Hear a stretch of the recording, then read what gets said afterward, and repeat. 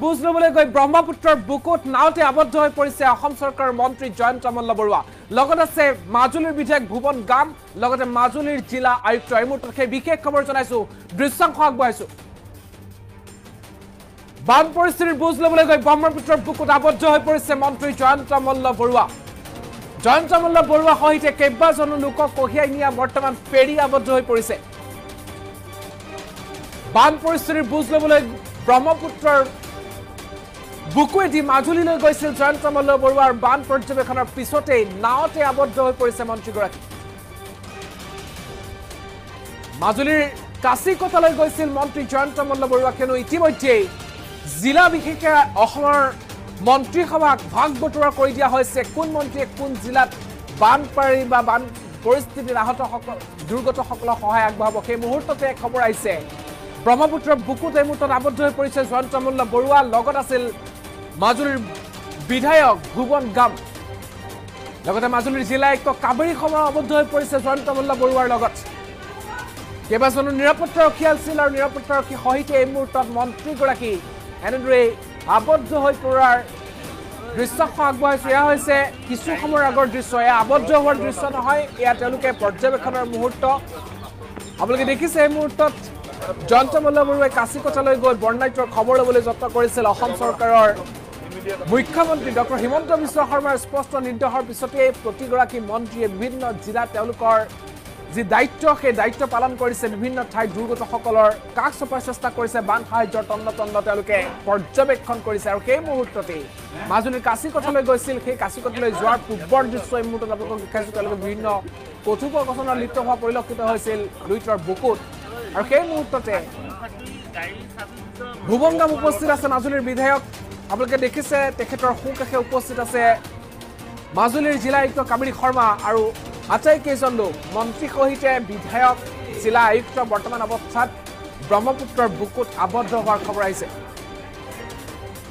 ইয়াত তেওঁলোকে বান পৰিস্থিতি বুজ ল'বলৈ যোৱাৰ পূৰ্বৰ দৃশ্য আৰু বান পৰিস্থিতি পৰ্যবেক্ষণৰ পিছতে তেওঁলোক যেতিয়া ঘূৰি আহিছিল সেই মুহূৰ্তত এতিয়া আবদ্ধ হৈ পৰা পৰিলক্ষিত হৈছে কিয়নো অসমৰ বিভিন্ন প্ৰান্তত এতিয়া নেৰানেপেৰা বৰষুণৰ ফলত ব্ৰহ্মপুত্ৰকে আদি কৰি সকলো নৈৰ জলপৃষ্ঠ ভয়াৱহভাৱে বৃদ্ধি পাইছে বিপদসীমাৰ ওপৰত হৈছে বিভিন্ন ঠাইত ব্ৰহ্মপুত্ৰৰ পানী আৰু সেই মুহূৰ্ততেই বৰ্ণাঢ্যৰ হাহাকাৰ অৱস্থা কিয়নো বৰ্ণাঢ্যই কেইবাটা নিশা বিনিদ্ৰ ৰজনী কটাবলৈ বাধ্য হৈছে তেওঁলোক অনাহাৰে থাকিব লগা হৈছে বিভিন্ন ঠাইত আৰু বৰ্তমানে সেইসকল বৰ্ণাঢ্য সহায় আগবঢ়োৱাৰ বাবে বদ্ধপৰিকৰ হৈ পৰিছে অসম চৰকাৰ ডক্টৰ হিমন্ত বিশ্ব শৰ্মাৰ তৰফৰ পৰাও দিনে নিশাই সেইসকল বৰ্ণাঢ্য সহায়ৰ বাবে বিভিন্ন ব্যৱস্থা হাতত লোৱা হৈছে কিন্তু সেই মুহূৰ্ততে অসম চৰকাৰৰ মন্ত্ৰী জয়ন্ত মল্ল বৰুৱাই মাজুলীলৈ গৈছিল বৰ্ণাঢ্যৰ খবৰ ল'বলৈ কিন্তু সেই মুহূৰ্তত যেতিয়া উভতি অহাৰ চেষ্টা কৰিছিল সেই মুহূৰ্তত এনেদৰে ব্ৰহ্মপুত্ৰৰ বুকুত আবদ্ধ হৈ পৰাৰ খবৰ আহিছে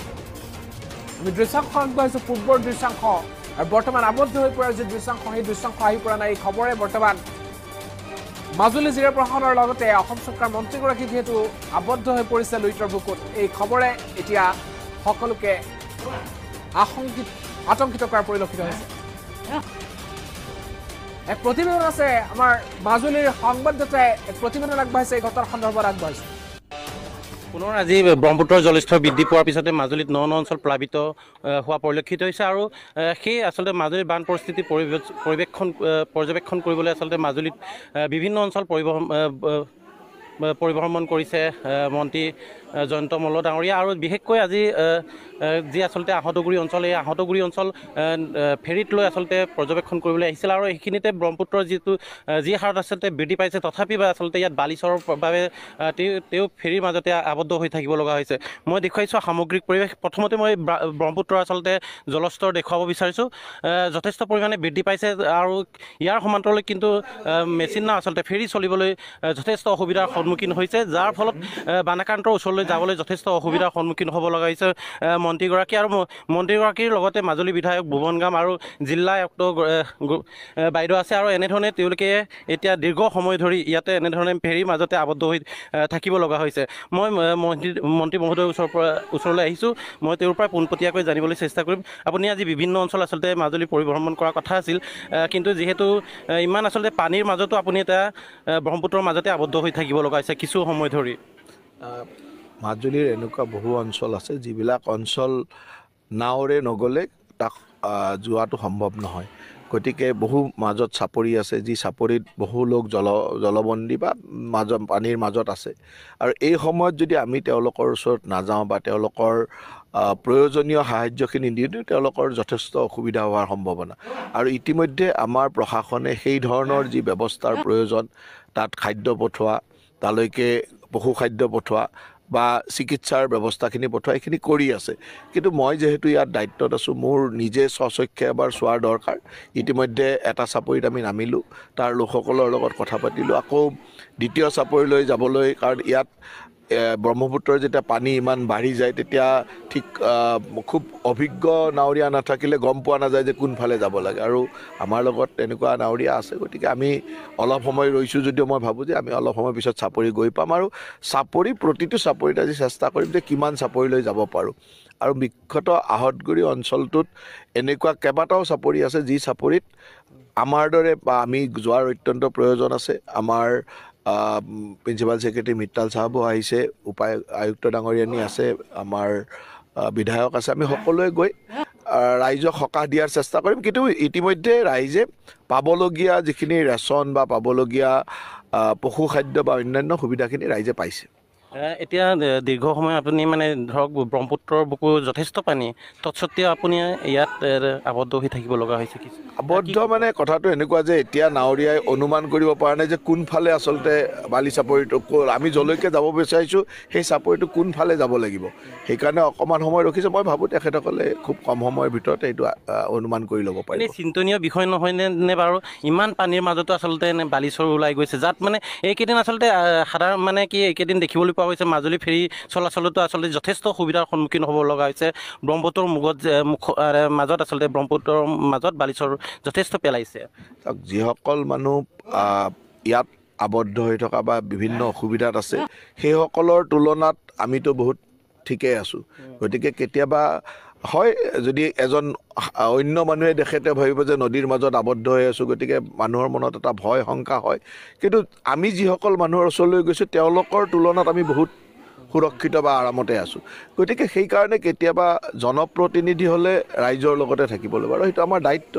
আৰু প্ৰশাসনিক বিষয়াসকলৰ তেওঁলোকৰ চাকৰি সূত্ৰে এইটো দায়িত্ব। গতিকে আৰু সকলোৰে এই সময়ত ৰাইজৰ যিটো অসুবিধা, এই অসুবিধাটো সমাধান কৰিবৰ কাৰণে নিজৰ কেতিয়াবা অসুবিধা হ'লেও কামটো কৰিবই লাগিব। হয়, এয়া আছিলে মন্ত্ৰী জয়ন্ত মল্ল বৰুৱা ডাঙৰীয়া। তেওঁ মাজুলীৰ বিভিন্ন অঞ্চল আচলতে আজি বানাক্ৰান্ত অঞ্চল পৰিদৰ্শন কৰিবলৈ আহিছিল, আৰু তাৰ মাজতে ব্ৰহ্মপুত্ৰৰ আচলতে বুকুৰ মাজতে আবদ্ধ হ'ব লগা হৈছে। মোৰ লগত জিলা আয়ুক্তগৰাকী বাইদেউ আছে।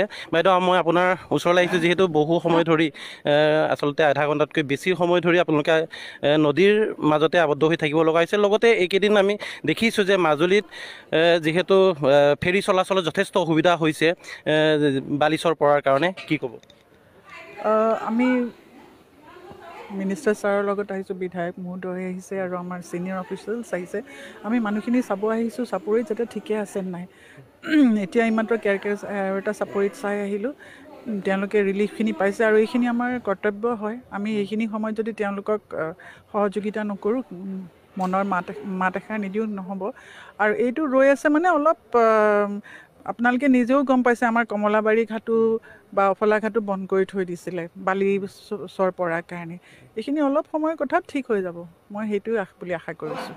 হয়, এয়া আছিলে মাজুলীৰ জিলা আয়ুক্ত বাইদেউ। আৰু এনেধৰণেই মাজুলীত আচলতে আজি পৰিভ্ৰমণ কেইবাটাও অঞ্চল দুৰ্গতসকলৰ ওচৰত মন্ত্ৰীগৰাকীয়ে আচলতে খা খবৰ ল'বলৈ গৈছে। আৰু যিহেতু তেওঁ মাজুলীত বিগত 3টা দিনে বানাক্ৰান্তৰ অঞ্চলত তেওঁ ৰাইজৰ আচলতে সুখ দুখৰ বতৰা লোৱা পৰিলক্ষিত হৈছে, আৰু বিভিন্ন অঞ্চল দুৰ্গম অঞ্চলবিলাকতো তেওঁ খা খবৰ লোৱা পৰিলক্ষিত হৈছে।